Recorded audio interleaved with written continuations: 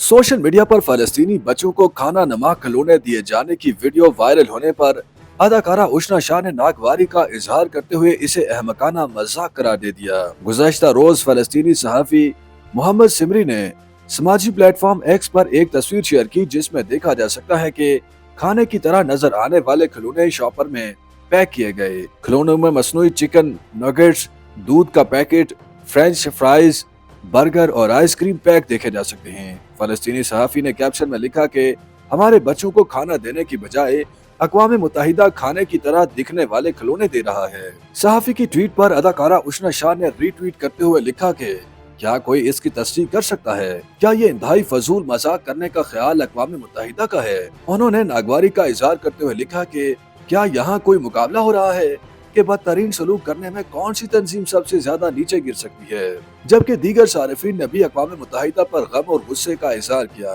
अलीशा नामी सारिफ ने अफसोस का इजहार करते हुए लिखा कि गजा के लोग पहले ही फाका कशी के धाने पर खड़े हैं। इमाद नामी सारिफ ने लिखा कि गजा की खौफनाक सूरत हाल के बारे में लोगों को अंदाजा नहीं है। गजा में इस वक्त कहत इंसानों की पैदा करता है। ये नस्ल कुशी का सामना करने वाले लाखों लोगों का मजाक उड़ाया जा रहा है।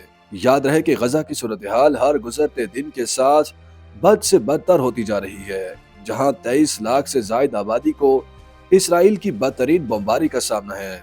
पानी, बिजली और अद्वियात खत्म हो रही हैं और गजा के अंदर की सूरत हाल को अक़वाम मुत्तहिदा ने तबाही करार दिया था। 1 दिसंबर को एक हफ्ता तवील जंग बंदी के खात्मे के बाद मिस्र से इमदादी ट्रक के दाखिले की तादाद में कमी की वजह से भी सूरत हाल संगीन हो गई।